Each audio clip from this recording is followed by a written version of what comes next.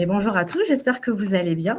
On vous souhaite la bienvenue sur ce webinaire. Donc, on va aujourd'hui vous parler des droits et des groupes. Et aujourd'hui, j'ai le plaisir de ne pas être seule. Donc, je vous présente Pierre, que vous connaissez déjà. Bonjour à tous, c'est un plaisir d'animer ce webinaire avec Priscilla, donc sur les groupes et les droits avec Kiséoforms. Alors, on va vous parler un petit peu des règles du jeu qui, pour le coup, vont un petit peu changer aujourd'hui. Vous allez avoir l'onglet chat dans lequel vous vous dites bonjour, etc. Vous pouvez poser les questions que vous souhaitez au fur et à mesure. Nous n'avons personne au chat. Nous sommes tous les deux en live. Donc, on se chargera de vous consacrer 2 sessions, cette fois-ci, de questions-réponses. Une session pour les groupes et une session pour les droits. Donc, on prendra le temps de répondre à un maximum de questions.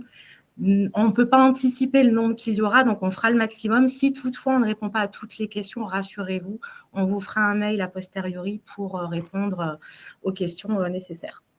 Donc, on compte sur vous du coup pour nous poser des questions en rapport avec le sujet, s'il vous plaît. Si vous avez d'autres questions, le service client est à votre disposition. Donc, ce qu'on vous a concocté au menu, on va avoir une introduction, donc on va vous brièvement vous parler de l'utilité des groupes et des droits. Ensuite, on passera sur la partie groupe. Pierre vous présentera un petit peu l'organisation, les bonnes façons de gérer son compte avec les groupes. Et je vous parlerai du coup des droits, des 3 types de droits qu'on va pouvoir retrouver. Donc, en introduction, l'utilité des groupes, c'est quoi? Je pense que pour la plupart d'entre vous, vous avez peut-être déjà vu l'interface dédiée au groupe. Donc, l'idée, ça va être en fait de scinder votre compte. Je m'explique. Selon vos organisations spécifiques, on va pouvoir scinder un compte en zone géographique, par exemple, parce qu'on va avoir des utilisateurs qui vont traiter des zones différentes en France ou à l'international. Donc, l'idée, c'est vraiment cette scission. C'est partager en petit scope le compte général. Et au niveau des droits, ça va être vraiment de donner une marge de manœuvre à vos utilisateurs, les autoriser à faire ceci ou cela. On verra ça plus spécifiquement tout à l'heure. Donc, ce que je vous propose, du coup, on va passer de suite au groupe. Et Pierre, je te laisse nous présenter tout ça. Merci Priscilla. Du coup, effectivement, on va commencer donc par les groupes. Donc, on va voir la création et l'organisation des groupes. Qu'est-ce qu'un chef de groupe? Et on verra un petit cas pratique qu'on vous a préparé pour que vous puissiez vous rendre compte finalement de à quoi ça sert tout ça. Donc, comme Priscilla vous l'a expliqué, le concept des groupes, par définition, qu'est-ce que c'est qu'un groupe d'utilisateurs? C'est un groupe dans lequel on va intégrer plusieurs utilisateurs. Donc, ça a une utilité quand on veut effectivement hiérarchiser, organiser son compte. Alors, comme elle vous l'a dit, ça peut être par rapport à des zones géographiques, à des sites, ça peut être aussi par rapport à des métiers, puisqu'effectivement,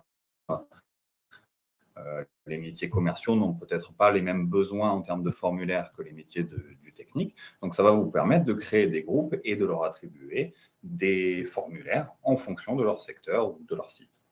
Donc, on va voir un petit peu comment ça marche. Donc, je vais vous partager mon écran pour vous montrer tout ça.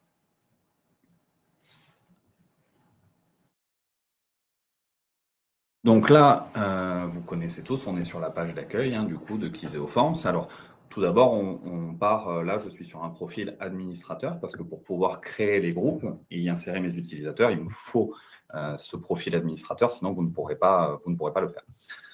Donc, en tant qu'administrateur, alors excusez-moi, hop, on va revenir à l'accueil.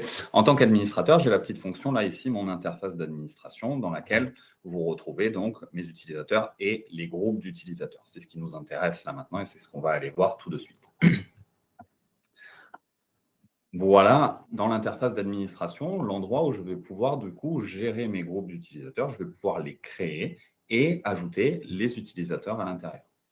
Je reviendrai tout à l'heure sur les différents groupes que vous voyez là. Ça, ce sera pour le cas pratique de tout à l'heure qu'on vous a préparé.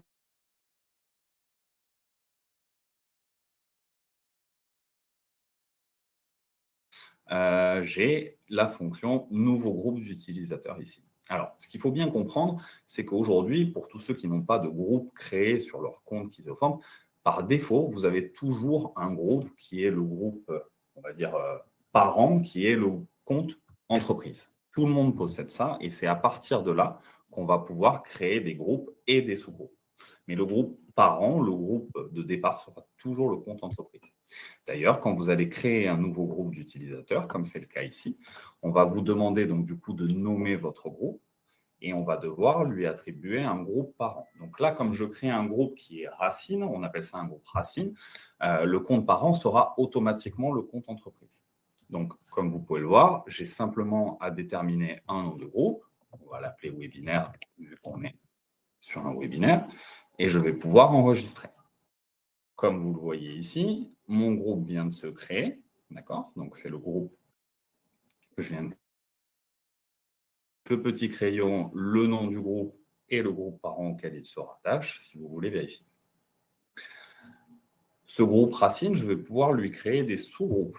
Donc, je vais pouvoir encore compartimenter à l'intérieur, grâce au petit plus qui est ici. Vous allez pouvoir donc du coup déterminer un sous-groupe, appelons-le webinaire 1 par exemple. Et à la différence de tout à l'heure, là, comme vous pouvez le voir, le groupe parent de ce groupe que je suis en train de créer, c'est le groupe webinaire. Donc, si j'enregistre, là, à ce moment-là, comme vous pouvez le constater, donc j'ai mon groupe racine du départ et j'ai un sous-groupe en dessous. J'ai la possibilité encore de rajouter des sous-groupes. Alors, je ne pourrais pas vous donner de limite au nombre de sous-groupes que vous pouvez utiliser, parce qu'on n'est jamais allé jusqu'au maximum, entre guillemets, mais jusqu'à 10, 15 sous-groupes, ça fonctionne très, très bien. Une fois que mes groupes sont créés et éventuellement mes sous-groupes, l'intérêt va être d'y ajouter les utilisateurs, donc les personnes qui vont dépendre de ce groupe-là. Pour ce faire, alors il y a deux possibilités. On va commencer par la première. Donc ici, vous avez une petite roue crantée qui est l'endroit où vous allez pouvoir ajouter les membres de ce groupe. On va devoir choisir un rôle. Donc, quel rôle va avoir la personne au sein du groupe? Donc, il y a deux rôles possibles. Il y a l'utilisateur, le chef de groupe et le chef de groupe en lecture seule. Mais ça, c'est Priscilla qui vous en parlera tout à l'heure. On peut être à la fois utilisateur et chef de groupe. On va voir ça un petit peu plus en détail. Donc là, dans mon groupe webinaire, je vais choisir les utilisateurs que je souhaite y insérer. Donc, je sélectionne l'utilisateur. Et en dessous,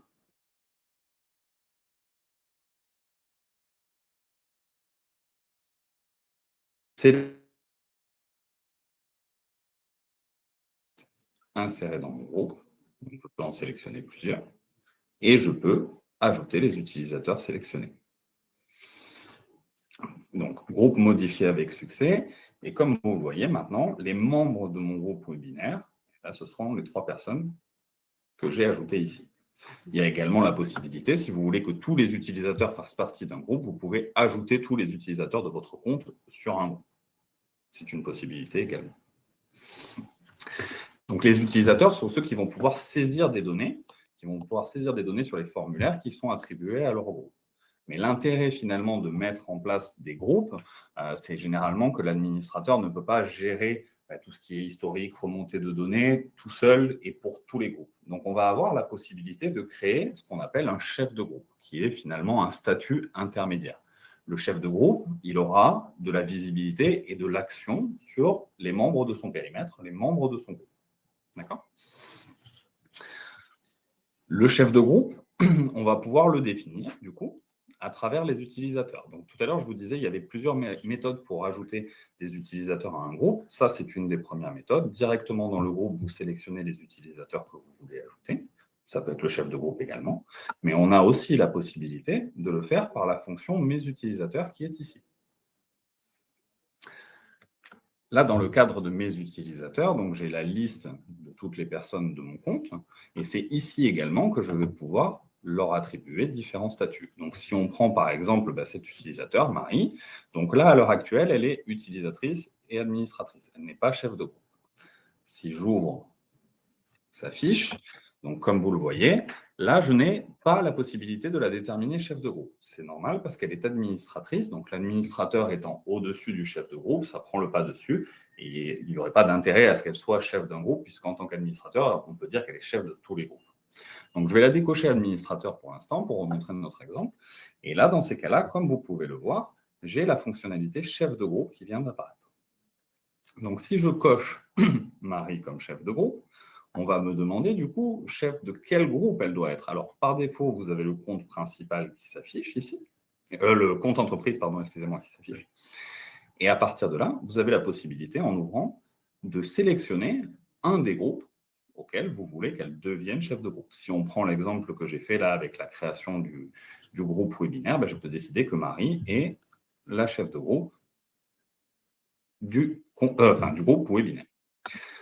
Automatiquement, j'ai basculé donc, dans la gestion des groupes. Au niveau de sa fiche, vous voyez que vous avez cet onglet-là qui vous permet donc, de gérer et d'attribuer, finalement, de l'attribuer à un groupe.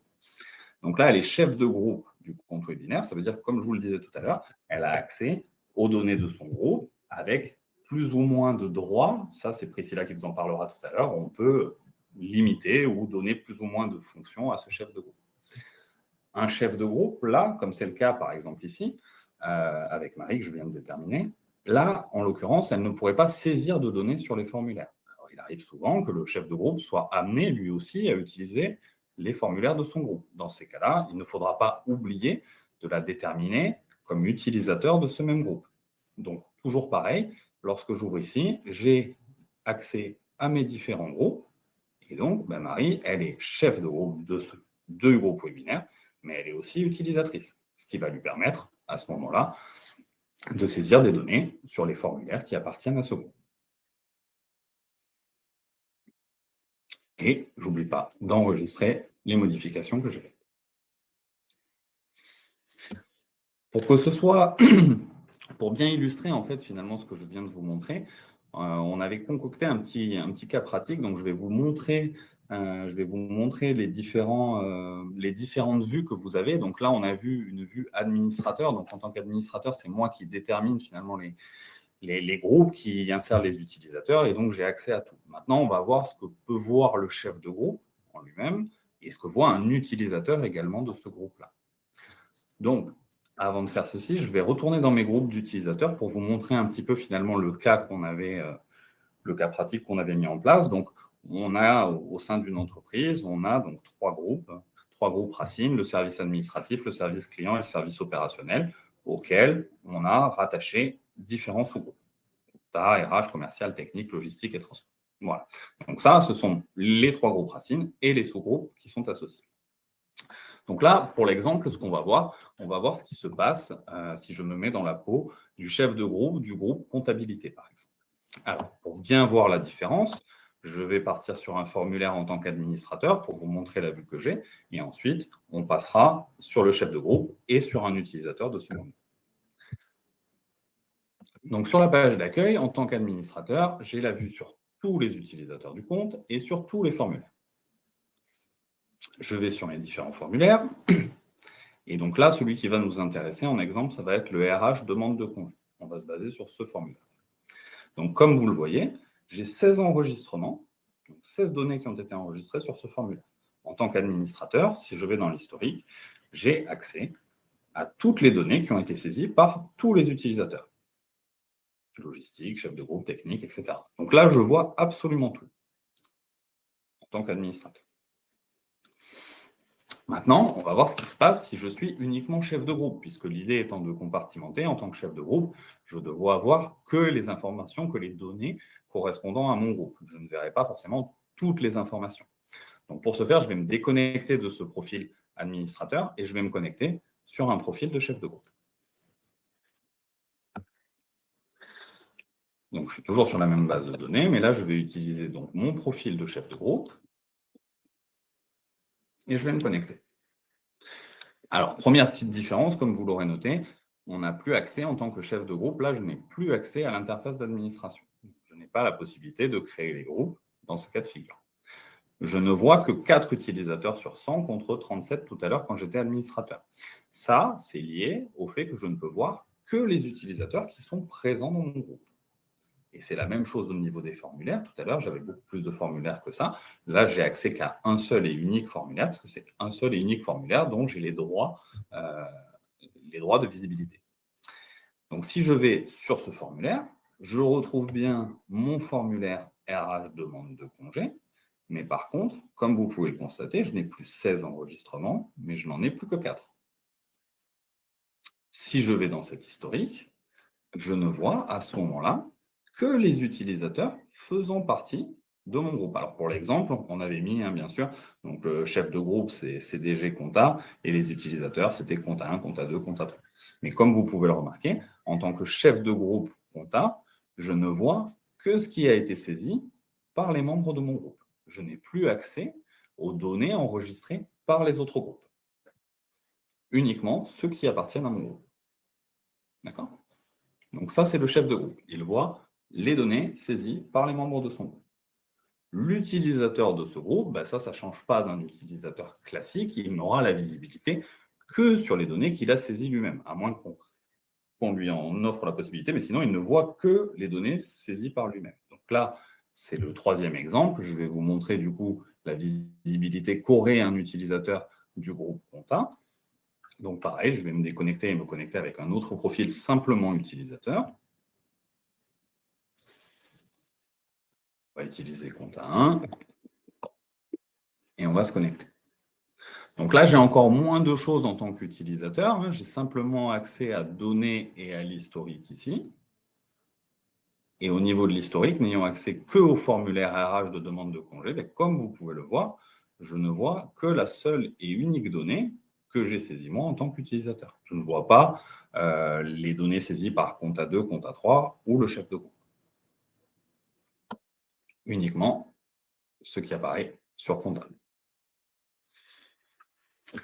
Voilà ce qu'il en est un petit peu en termes de groupe et de gestion des groupes, en fait. Donc, vraiment, l'idée de créer des groupes et d'y affilier un chef de groupe, c'est vraiment cette idée de compartimenter au sein du même compte entreprise, mais de pouvoir avoir une visibilité que sur ce qui m'intéresse finalement. Puisque si je suis un chef de groupe d'un service technique, potentiellement, les formulaires que mes équipes ou moi-même ont remplis n'ont rien à voir avec les formulaires que peut remplir le service commercial. Donc, du coup, chacun pourra voir uniquement ce qui lui a été attribué dans son groupe. Maintenant, pour pouvoir effectivement attribuer les droits de saisie à ces groupes d'utilisateurs, ça, on va avoir besoin de jouer avec les droits, ce qui est la partie de Priscilla. Donc, du coup, je vais lui laisser la place pour qu'elle revienne et qu'elle vienne vous expliquer un petit peu ce qu'il en est pour les droits des formulaires. Merci Pierre pour les précisions. Alors, est-ce que ce ne serait pas l'occasion de montrer une petite nouveauté qu'on a mis en place, si je ne dis pas de bêtises, en début de semaine sur la page groupe? Oui, tu as raison. Effectivement, on a une petite nouveauté. Alors, je vais garder un petit peu l'écran quelques minutes. On a une petite nouveauté qui nous avait été demandée. Alors, ça va être accessible via la partie administrateur. Donc, je vais me reconnecter en tant qu'administrateur sur ce compte-là. Mais la petite nouveauté, effectivement,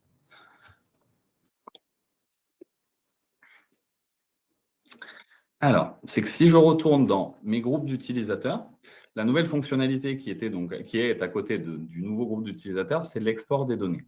Cette fonctionnalité-là, elle nous était réclamée depuis un petit moment, et ça y est, elle est là. C'est la possibilité, du coup, d'extraire la liste des groupes avec les utilisateurs qui y sont associés, ainsi que la liste des groupes avec les droits d'accès au formulaire, donc sous deux formats différents, soit en CSV, soit en format Excel. Et vu qu'on a fait ça pour les groupes, que vous avez la possibilité d'exporter ces données relatives aux groupes, on a fait également la même chose au niveau des utilisateurs. À côté de créer un utilisateur, vous avez l'export des données ici, qui vous permet donc d'exporter la liste de vos utilisateurs, toujours pareil sur deux formats différents, ou bien la liste des utilisateurs supprimés. Effectivement, c'était une petite nouveauté, j'ai oublié d'en parler. Et merci Priscilla pour ce petit rappel. Mais je t'en prie. Je vous propose du coup de passer aux questions-réponses. On a eu quelques questions. Donc, on va passer à la première tout de suite. Alors, vous nous avez demandé, est-ce qu'il y a différents niveaux d'administration? Donc, en effet, on va avoir un statut d'administrateur qui chapeaute vraiment tout le compte. Il voit tout. On va avoir du coup en intermédiaire le chef de groupe auquel on va pouvoir donner des droits plus ou moins importants. Donc, ça, on le verra tout à l'heure. Je pense que j'y répondrai mieux tout à l'heure. Et enfin, l'utilisateur, lui, qui ne peut que saisir. Donc, en fait, on va avoir ce chef de groupe qui va être l'intermédiaire, finalement, pour pouvoir permettre à l'administrateur de déléguer, pourquoi pas, la gestion et d'où l'intérêt de créer des groupes. On a eu une autre question. Donc, quand j'essaie de créer un groupe, il propose le groupe entreprise, mais pourquoi je ne le vois pas au départ? Donc ça, c'est une bonne question. C'est à la création du groupe, par défaut, le groupe parent, c'est compte entreprise. C'est en fait l'entité globale. On ne le fait pas apparaître sur votre fenêtre de groupe. Si vous n'utilisez pas les groupes, en fait, vous n'avez rien par défaut. Vous pouvez juste créer des groupes. Si vous voulez, le groupe compte entreprise, il est implicite. Voilà, il n'apparaît pas. C'est l'entité globale. C'est pour ça que vous ne le voyez pas au départ.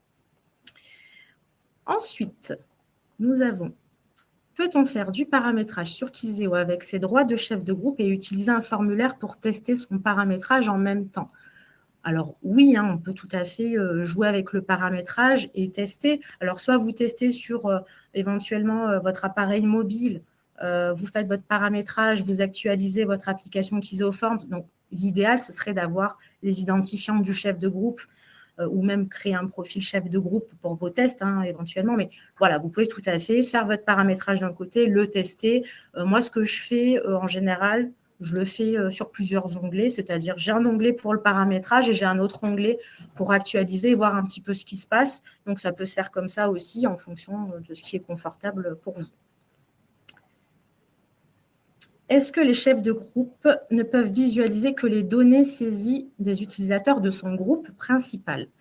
Excellente question. Si vous voulez, quand vous créez un chef de groupe, on vous demande un groupe principal, ce n'est pas pour rien. Toutefois, on peut être chef de plusieurs groupes. Ça, c'est possible. Donc, du coup, si vous voulez, le pouvoir du chef de groupe s'étend à tous les groupes desquels il est chef, si vous voulez. Donc, le groupe principal sert à quelque chose, on va en parler évidemment, mais on voit vraiment toutes les données de tous les utilisateurs de tous nos groupes dont on est chef. Je ne sais pas si c'est clair, mais voilà, on y reviendra tout à l'heure. Ensuite, pourquoi un chef de groupe ne peut pas modifier un formulaire ni en créer? Alors, on n'a pas dit qu'il ne pouvait pas. Justement, je vais en parler. On peut tout à fait donner des droits supplémentaires au chef de groupe. Donc ça, je vais vous en dire plus tout à l'heure et qui donnera du coup la possibilité de modifier ou de créer des formulaires. Ça, on va le voir dans quelques instants. Enfin, existe-t-il une arborescence globale des groupes qui sont créés? Donc, d'une part, vous le voyez sur votre interface. Quand vous allez sur votre interface d'administration, vous avez l'arborescence avec les petites flèches cliquables pour voir un petit peu le déroulé. Et du coup, avec la petite nouveauté qu'on a ajoutée, vous allez pouvoir compiler sur un Excel vos groupes, les droits d'accès, etc. Donc, ça vous donnera une vue plus globale si vous avez besoin de retravailler vos groupes, etc. Alors, je vais jeter un petit coup d'œil sur le chat pour voir si j'ai raté des questions. Alors,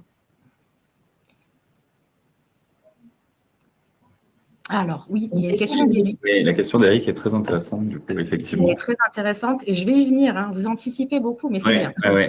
On est un peu en avance, mais c'est possible, du coup. On va peut-être pas encore donner la réponse, mais si, Eric, c'est possible. Il y a la possibilité de faire l'inverse, en fait, et de ne pas donner l'accès à tous les utilisateurs par défaut. Mais je pense que tu vas y venir dans ta partie. Exactement. Donc, très bien. J'espère que j'ai bien répondu à vos questions. N'hésitez pas, si ce n'était pas très précis, mettez un petit message dans le chat et je vous appellerai si besoin pour vous expliquer. Il n'y a aucun problème. Donc, écoutez, je pense qu'il est temps de passer à la partie des droits. Voilà.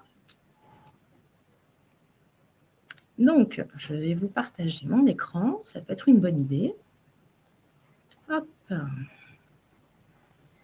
Voilà.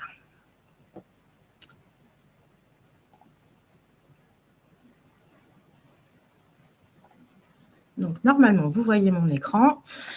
Alors, en termes de droits, on va différencier 3 types de droits. On va commencer par les droits utilisateurs, c'est-à-dire qu'est-ce que j'autorise à mes utilisateurs. Donc, ces droits-là, vous allez les retrouver sur chaque formulaire. Voilà, on va baisser ça.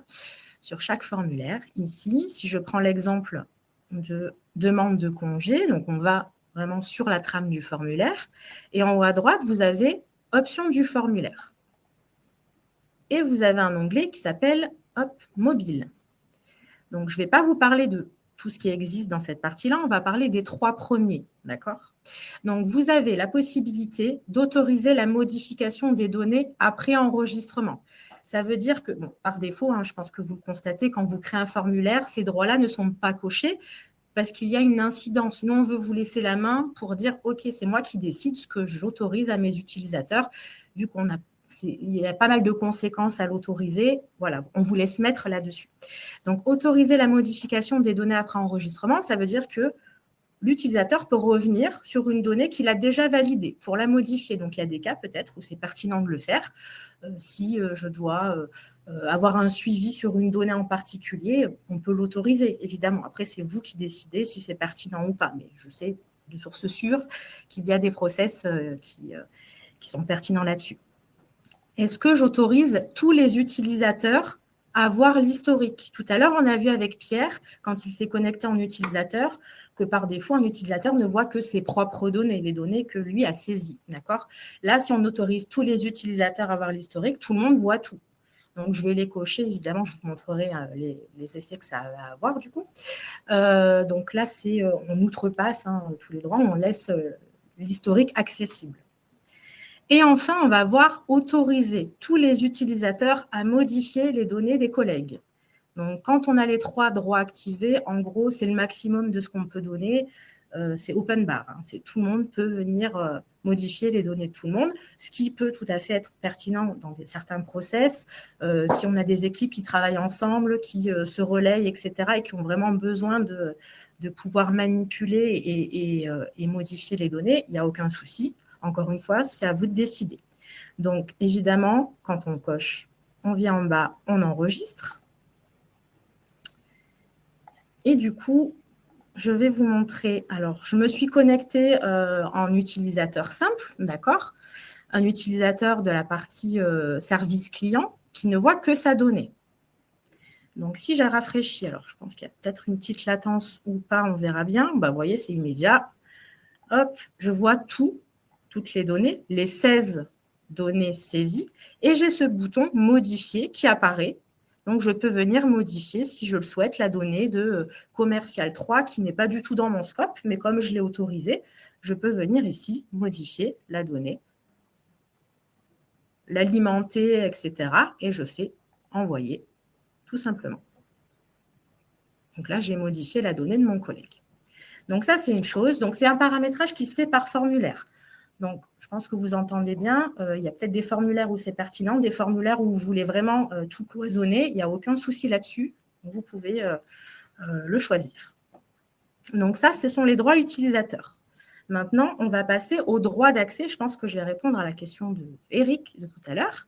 Vous avez un petit… alors, vous avez, vous, administrateur, les chefs de groupe ne le voient pas, évidemment. Vous avez un bouton ici dans « Paramètres Kiséoforms ». Dans la partie « Droit », vous avez ce bouton qui, par défaut, est coché sur tous les comptes. Donc, quand vous créez votre compte Kiséo, ce bouton est coché. Donnez le droit à tous les utilisateurs par défaut. Ça veut dire que quand vous créez un formulaire, par défaut, tout le monde a le droit de saisir dedans. D'accord? Donc, je sais que ça peut être problématique. Moi, ce que je conseille, c'est de le décocher. Pourquoi? Parce que quand vous créez un formulaire, vous voulez le tester peut-être avant de le rendre disponible pour vos collègues. Donc, l'idée, c'est que vous seul puissiez avoir accès en attendant. Et puis, une fois que votre formulaire vous plaît, qu'il est terminé, vous allez vous-même faire la démarche de donner les droits d'accès. D'accord? Donc, je pense que c'est ce bouton-là qui vous gêne un petit peu. Donc, ça, voilà, décochez-le, enregistrez bien, évidemment. Et ça sera plus confortable. De même que si vous rajoutez par la suite des nouveaux utilisateurs, avec ce bouton-là coché, cet utilisateur-là aura accès à tous les formulaires aussi par défaut. Donc, ça peut être problématique ou pas, à vous d'en juger, mais en tout cas, le bouton magique, il est là. Donc, vous pouvez vous en servir. Donc, en parlant de droit d'accès, outre ce bouton-là, vous avez la possibilité, quand vous allez sur vos formulaires, d'accéder pour chacun d'entre eux à un bouton qui s'appelle « Droit ». Ce bouton va déterminer qui peut saisir dans ce formulaire. Bon, dans demande de congé, en général, c'est un formulaire un peu global. On peut dire que toutes les personnes ont le droit de saisir dedans. admettons, il y a peut-être des formulaires plus techniques pour le service client ou service opérationnel, peu importe. Donc, vous cliquez sur le bouton droit. Vous avez cette fenêtre qui s'ouvre et vous avez plusieurs onglets. Donc, la première chose, c'est que vous avez l'onglet groupe. L'onglet groupe, si vous avez des groupes évidemment, va vous servir à donner le droit à une masse de gens. Parce que dans un groupe, en général, on a plusieurs personnes. Donc, ça va vous faciliter l'attribution des droits d'accès. C'est-à-dire que là, vous voyez, j'ai mis tous les groupes à l'intérieur. Et c'est en mettant tous ces groupes à l'intérieur que va s'opérer la scission de l'historique. C'est-à-dire que quand je mets tous mes groupes en droit d'accès, c'est ce qui va permettre à chef de groupe compta de ne voir que les données compta, à chef de groupe service client de ne voir que les données du service client, et ainsi de suite. Contrairement à ce qu'on peut penser, j'ai déjà vu chez des clients l'attribution ici par utilisateur, c'est-à-dire qu'on vient mettre les gens à l'unité, hein, si je puis dire. Donc là, en effet, la notion de groupe, il n'y aura pas de scission, en fait, si je fais ça. Donc, vraiment, pensez, quand vous avez des groupes, à donner le droit d'accès au groupe directement. Comme ça, on a l'historique qui est bien scindé correctement. Et les données des uns ne seront pas forcément consultables, etc. Après, vous pouvez tout à fait rajouter des utilisateurs à l'unité, c'est-à-dire que peut-être que pour ce formulaire, on veut donner le droit au groupe compta, plus une personne d'un autre groupe parce que c'est utile de le faire, etc. Donc, on peut aussi cumuler les deux, c'est-à-dire rajouter des personnes à l'unité. Donc, c'est simple, hein. Vous allez ici, vous cliquez sur la personne et vous faites « Ajouter ». Ou alors, vous les ajoutez tous d'un coup avec ce bouton « Ajouter tous ». Si vous voulez retirer les droits, vous avez à l'unité, hein, ligne par ligne, retirer du formulaire. Et si on veut retirer tout le monde, on fait retirer tous parce que peut-être que si c'est utile quand on a un formulaire obsolète qu'on veut ranger, etc., et on ne veut plus que les gens puissent saisir dedans, on retire tous les droits et on le laisse ici pour avoir juste l'historique et pouvoir le consulter si besoin. Et vous avez, alors, les règles de transfert, ce n'est pas vraiment le sujet, donc on va passer. Vous avez un récapitulatif ici. Donc, j'ai souvent des clients qui me disent « Je ne comprends pas, un tel devrait avoir accès à ce formulaire, elle ne peut pas saisir dedans. Je ne vois pas où est l'erreur. » Donc, déjà, première chose, regardez toujours le récapitulatif. Vous avez un petit bouton, enfin une petite fenêtre de recherche pour taper le nom de quelqu'un. Si je tape Pierre, je le vois qu'il apparaît. Voilà, je vois qu'il apparaît. Donc, je sais qu'il a les droits de saisie dedans. Donc, peut-être que ça peut prendre 1 à 2 minutes. Si vous donnez les droits de saisie, attendez peut-être sur l'application 1 à 2 minutes pour que ça soit effectif. Mais si vous ne retrouvez pas la personne, c'est que peut-être que les groupes qui ont les droits d'accès, elle n'en fait pas partie ou on n'a pas pris le bon groupe, etc. Il y a toujours une explication. En tous les cas, ça vous permet d'avoir un œil sur qui peut saisir dans le formulaire. Petite nouveauté qui vous aura peut-être pas échappé aussi, c'est que l'attribution des droits, donc on peut la faire par cette fenêtre, on peut la faire également par la fenêtre d'édition ici. On a rajouté les petits boutons, donc la gestion des droits d'accès, ça vous évite à chaque fois d'avoir à ressortir pour donner les droits. Voilà, on vous met des petits raccourcis pour vous faciliter le paramétrage. Donc, vous pouvez tout à fait le faire par cette fenêtre. Hein, si je clique dessus, voilà, c'est juste qu'elle est plus grande déjà, mais j'ai la même chose, hein, les mêmes onglets, etc. Donc, c'est mon petit raccourci. Donc, voilà pour les droits d'accès. C'est vraiment qui peut saisir dans quel formulaire. Ensuite, on va passer à une partie qui va vous intéresser puisqu'il y a eu des questions. Ça va être les droits des chefs de groupe. Donc, je vais retourner sur mes profils et on va toujours prendre Marie, elle est là, on va l'utiliser. Donc, je vais sur le petit crayon. Donc, Marie est chef de groupe. Pierre l'a intégré au groupe webinaire. Et en dessous de chef de groupe, vous avez 3 petits pictos. Donc, quand vous laissez la souris dessus, vous voyez que vous avez un petit texte explicatif. En l'état, Marie ne peut pas créer ni modifier des utilisateurs. Elle ne peut pas créer ou modifier des groupes et elle ne peut pas créer ou modifier des formulaires. Donc, elle est vraiment chef de groupe. Alors, comment dire autrement? Moi, je dis low cost en général. Bon, c'est peut-être péjoratif, hein, mais elle n'a pas les pleins pouvoirs, on va dire. Donc, si vous voulez donner certains droits supplémentaires, il vous suffit de cliquer. Vous voyez que le petit picto passe en bleu. Donc là, en l'état, je lui donne tous les droits, le maximum de droits possible, tout simplement. Donc là, elle pourra créer des utilisateurs et modifier des utilisateurs, créer des groupes et les modifier, ainsi de suite. Toujours dans le cadre de son groupe, évidemment, elle ne pourra pas créer des utilisateurs dans le groupe service client, puisqu'elle n'en fait pas partie, elle n'en est pas la chef. En revanche, on va parler d'une notion qui n'est pas bien comprise parfois, donc c'est bien de mettre le doigt dessus, c'est qu'elle va pouvoir créer ou modifier des utilisateurs qui lui appartiennent. On a une notion de propriété sur Keyzoforms qui existe pour valoriser en fait ce pouvoir-là de chef de groupe. Je m'explique. Là, je lui donne un droit, enfin, je lui ai donné tous les droits, d'accord? Et en fait, vous avez la notion de propriétaire ici, sur le côté. Donc, quand vous créez un utilisateur, vous pouvez lui associer un groupe propriétaire. Donc, Marie n'est propriétaire de personne. Donc, en l'état, elle a le droit de modifier des gens ou d'en ajouter, mais elle ne pourra pas modifier d'utilisateur puisqu'il n'y en a aucun qui est placé sous sa propriété. Si je prends un utilisateur, je vais prendre, qu'est-ce qu'on a en utilisateur? Je vais prendre commercial 1, par exemple. Si je modifie commercial 1 et qu'en propriétaire, je mets le groupe webinaire, Marie pourra venir modifier sa fiche parce qu'elle en est la propriétaire. Et cette notion de propriété, on la retrouve aussi sur les formulaires. C'est-à-dire que quand vous allez sur vos formulaires, si j'ai besoin que Marie modifie le formulaire balise bloc, par exemple, quand je vais sur le bouton plus propriétaire, j'ai juste à modifier et à mettre le propriétaire, c'est webinaire. Donc, Marie a la possibilité de modifier le formulaire. On va tester ça de suite, à condition que je me rappelle du mot de passe de Marie. On va tester, on verra bien. Hop. Donc, Marie, on croise les doigts bien fort. Bon, ben nickel. Parfait. Donc, vous voyez que Marie a accès à un formulaire et qu'elle va pouvoir modifier donc, le formulaire balise bloc parce qu'elle en est le propriétaire. Elle peut créer un nouveau formulaire, ici, qu'on va appeler test groupe. Voilà, on va mettre une petite chose dedans juste pour vous montrer. Elle va créer un formulaire. Et comme c'est Marie qui a créé le formulaire, le propriétaire de ce formulaire-là, je vais vous montrer, le propriétaire de test groupe, ça va être webinaire, puisque c'est Marie qui l'a créé.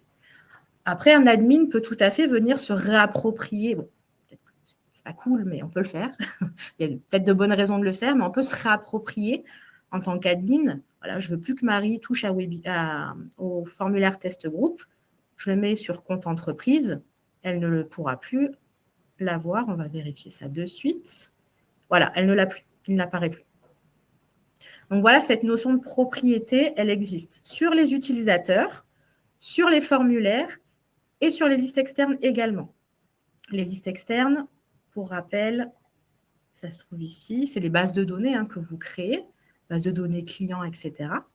Donc, on a une notion de propriété ici qui vaut pour ces droits-là de chef de groupe. Donc, j'espère que j'ai été claire. Je vais juste finir sur un petit sujet qui n'est pas forcément aperçu de tous. C'est que, vu qu'on est dans la thématique des chefs de groupe, on va pouvoir, alors je vais retourner sur ma plateforme administrateur, on va pouvoir, ici dans la gestion des groupes, on va pouvoir ajouter un rôle qui s'appelle chef de groupe lecture seule. Alors, c'est quelque chose que vous ne voyez pas sur les fiches, sur les profils directement, c'est vraiment que sur cette fenêtre-là. La lecture seule, elle permet en fait de rendre caduques les droits qu'on va donner au chef de groupe. Si elle doit être en lecture seule sur un autre groupe, on va, je parle de elle, Marie, du coup, on va lui attribuer un rôle de chef de groupe lecture seule sur, par exemple, commercial ou service client, etc. Donc ça, je ne m'étends pas là-dessus, c'est vraiment parce qu'on est dans la notion de droit, vous avez cette possibilité-là et on vous fera un petit récap à la fin du webinaire. Donc, j'espère que j'ai été claire dans mes explications. Je vous propose de passer aux questions.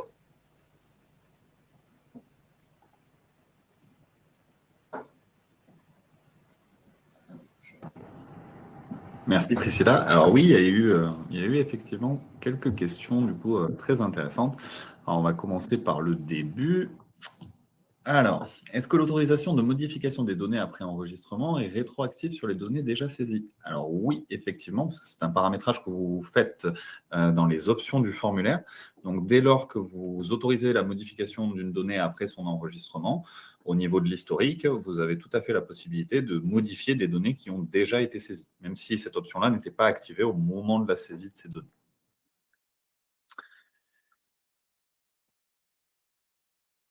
Alors, est-ce que la modification d'une donnée renvoie un formulaire via un nouveau rapport? Alors ça, oui ou non, ça dépend en fait. Ça va dépendre plus des conditions en fait du scénario d'email dans lequel vous pouvez définir si vous voulez que le rapport soit envoyé simplement à l'enregistrement d'une donnée ou bien à la modification. Ça peut peut-être être intéressant que je vous montre quand même. Hop.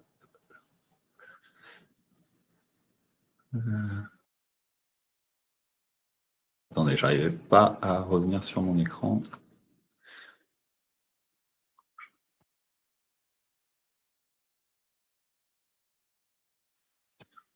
Ah, voilà. Alors, du coup, je vais vous montrer par rapport à ça.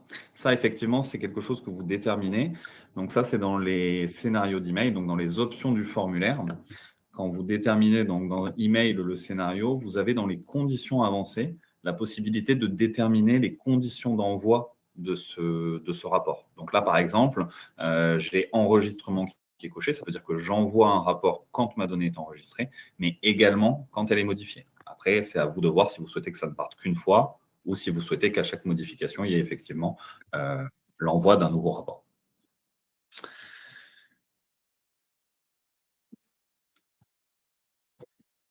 Autoriser le transfert de données entre utilisateurs. Qu'est-ce que cela implique exactement? Alors, ça implique en fait que les utilisateurs peuvent travailler sur la même donnée. Pas simultanément, mais ils peuvent du coup remplir la même donnée. C'est-à-dire que là, par exemple, je commence à saisir une donnée sur mon formulaire, mais la deuxième partie de mon formulaire, c'est potentiellement une visite technique. C'est pas moi qui me rends sur place. Donc, c'est ma collègue Priscilla. Je vais avoir la possibilité de lui transférer la donnée. Donc, c'est-à-dire que toutes les informations que j'ai commencé à saisir moi dans ma donnée, quand je lui transfère, elle reçoit dans sa boîte de réception cette même donnée avec les informations que j'ai pré-remplies. Ça lui permet, elle, de la finaliser et de l'enregistrer. Ah, le transfert, ce n'est pas un enregistrement, c'est-à-dire que la donnée est commencée, mais elle n'est pas encore finalisée. Alors, existe-t-il plusieurs interfaces d'administration? Je ne vois pas les mêmes options que vous. Alors ça, il y a, comme on l'a dit, donc il y a l'administrateur qui a la vision globale, le chef de groupe en fonction des droits qu'on a pu lui attribuer, et l'utilisateur. Donc effectivement, il y a des différences en fonction du statut que vous possédez. Après, il faudrait voir peut-être plus en détail quel est votre rôle et ce genre de choses. N'hésitez pas à nous contacter pour qu'on regarde un peu plus en détail. Est-ce que le droit de modifier un utilisateur permet de le supprimer également? Alors, je vais demander confirmation à Priscilla, mais il me semble que oui, la modification d'un utilisateur, ça vous permet aussi de le supprimer. Ça peut être une modification de son adresse email, mais ça peut être également la suppression de l'utilisateur, hein. Tu m'arrêtes si je me trompe, mais non, c'est bien ça. Donc oui, si vous avez la possibilité de modifier un utilisateur, vous pouvez le supprimer. Peut-on transférer des groupes d'un périmètre vers un autre périmètre? Alors, j'imagine que c'est passer des utilisateurs d'un groupe à un autre. Alors, ma connaissance, il n'y a pas de fonctionnalité qui va permettre de transférer directement tout le monde dans un groupe. Par contre, effectivement, à partir du moment où vous avez créé ce groupe dans lequel vous voulez, comme je vous ai montré tout à l'heure, vous avez la possibilité de sélectionner tous les utilisateurs que vous souhaitez y ajouter. Donc, effectivement, il faudra sélectionner chaque utilisateur. Ce n'est pas un transfert à proprement parler. Je ne peux pas prendre un groupe A et dire je transfère tous mes utilisateurs dans ce groupe B. Comme ça, il n'y a pas de fonction pour ça. Mais par contre, si je crée mon groupe B, je peux resélectionner les utilisateurs. Un utilisateur peut appartenir à plusieurs groupes. Et enfin, est-il possible de donner des droits de chef de groupe différents selon les groupes? Alors, pareil, je vais quand même m'assurer de la réponse, mais je dirais que non, parce que en fait, ça, c'est les droits que vous donnez au chef de groupe, c'est au chef de groupe en lui-même. À partir de là, si vous lui avez donné les droits de modification, s'il est rattaché à 2 ou 3 groupes, il aura ses droits de modification dans 2 ou 3 groupes. En fait, sa prime, c'est son statut à lui, c'est le droit que vous lui avez donné à lui, prendra effet sur tous les groupes. Donc, vous ne pourrez pas effectivement limiter en fonction du groupe, hein. C'est bien ça. Je ne sais pas si vous m'entendez. Non, on ne t'entend pas. Enfin, on n'a pas le.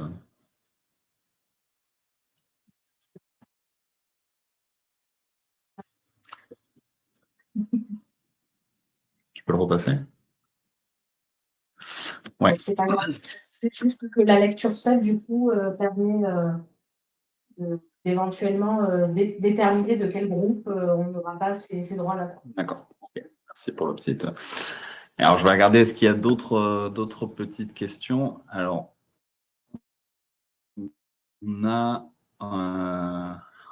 On nous demande quelle est alors, la définition du groupe principal, vraiment. Donc, ça c'est quelque chose que vous devez attribuer. Enfin, chaque chef de groupe doit avoir un groupe principal, en fait. C'est un groupe auquel il est rattaché automatiquement. Même s'il peut être chef de groupe de plusieurs groupes, il aura forcément un seul et même groupe principal.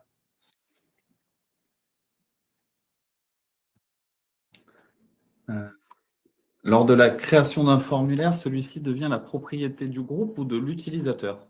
Ça, c'est une bonne question, Priscilla. Vu que tu parlais des propriétés.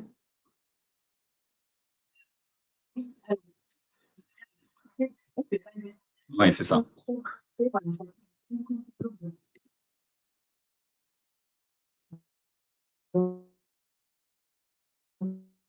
Si, par exemple, dans le groupe webinaire, on a plusieurs chefs de groupe, ce qui est possible aussi, hein, on peut avoir plusieurs chefs.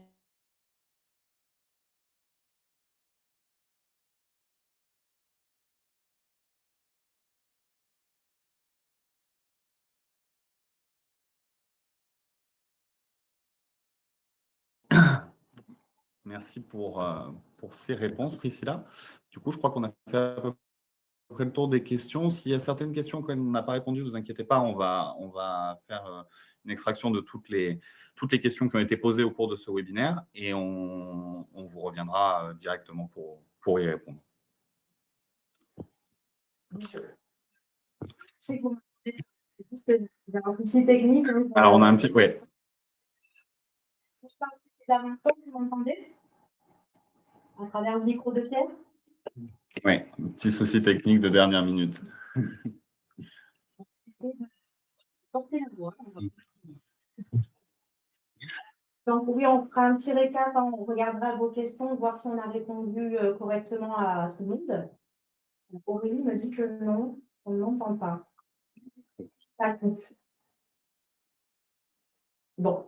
En fait, on reviendra du coup pour tous ceux à qui on n'a peut-être pas répondu à la question parce qu'elle se rapprochait peut-être pas trop du webinaire ou ça nécessite plus d'explicitation.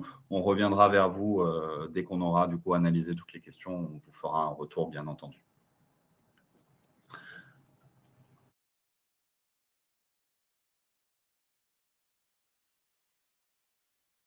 On va peut-être conclure là-dessus du coup sur un petit schéma récapitulatif. En fait, c'est pour vous récapituler du coup comment ça fonctionne le groupe. Donc, ce qu'on disait initialement, le compte entreprise par défaut, hein, que vous retrouvez donc tout en haut entre guillemets de la montagne, c'est assez parlant. Donc, on imagine l'administrateur, c'est celui qui est tout en haut et donc il a une visibilité effectivement sur tout le monde, sur les historiques de tout le monde et sur tous les utilisateurs. Et à partir de là, on va pouvoir donc créer les groupes, donc administratifs, opérationnels, qui touche à logistique et transport. Administratif, ce sera compta et RH. Et après, donc, du coup, si on redescend encore sur les sous-groupes, le chef de groupe du sous-groupe logistique, lui, n'aura la visibilité finalement que sur son flanc de la montagne, entre guillemets. Donc, l'historique que des gens de son groupe logistique. Voilà. C'est un petit schéma assez parlant qui permet vraiment d'illustrer et de comprendre comment ça fonctionne les groupes au sein de Kiséoforms.